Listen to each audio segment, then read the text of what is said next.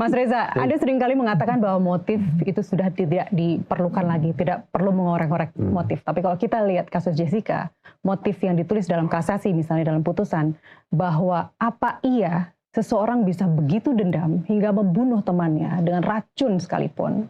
Karena ketika lesbi dia, katanya ya. ketika dia ditegur untuk putus sama pacarnya. Begini, saya tidak cukup punya stamina untuk mengulang kembali argumentasi yang sudah saya kemukakan 8 tahun silam. Itu bisa di-googling lah ya. Nah, terkait dengan adanya emosi atau motif emosional di balik perilaku pidana, dalam hal ini adalah konon dilakukan oleh Jessica, saya ingin menanggapinya begini. Oleh majelis hakim disebutlah sejumlah hal yang dianggap sebagai hal-hal yang memberatkan.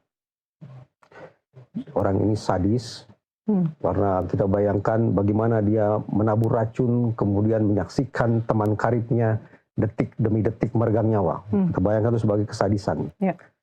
Yang kedua, selama proses hukum itu berlangsung, dia terus-menerus mengingkari perbuatannya. Orang ini juga berbelit-belit selama di persidangan. Bahkan saya ingat ada salah satu poin kalimatnya agak absurd, yaitu terdakwa hanya pura-pura menangis karena dari hidungnya tidak keluar ingus. Ada kalimat seperti itu. Lantas ini 340, pembunuhan berencana. Saya bayangkan manusia selaknat ini hukumannya hanya 20 tahun. Kalau memang terdakwanya dicap sebagai manusia kejam, keji, ahli neraka, titisan setan, siluman iblis dan segala macam, kenapa tidak diganjar saja dengan hukuman mati saja? Ya. Atau seumur hidup. Atau hukuman seumur hidup. Ya. Tapi kenapa hukumannya hanya 20 tahun? Persis dengan kasus Subang. Yosep yang juga dihukum hanya 20 tahun.